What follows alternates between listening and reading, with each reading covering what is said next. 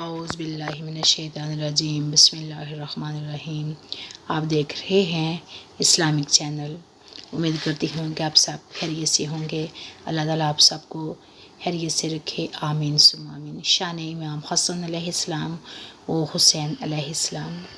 عید کا دن تھا۔ امام حسن علیہ السلام اور حسین علیہ السلام اپنے نانا محمد صلی اللہ علیہ وآلہ وسلم کے پاس آئے اور فرمایا، نانا جان، نانا صلی اللہ علیہ وآلہ وسلم جان، سب کے پاس سواری ہے، ہمارے پاس سواری نہیں، ہم کو بھی سواری پر بیٹھنا ہے۔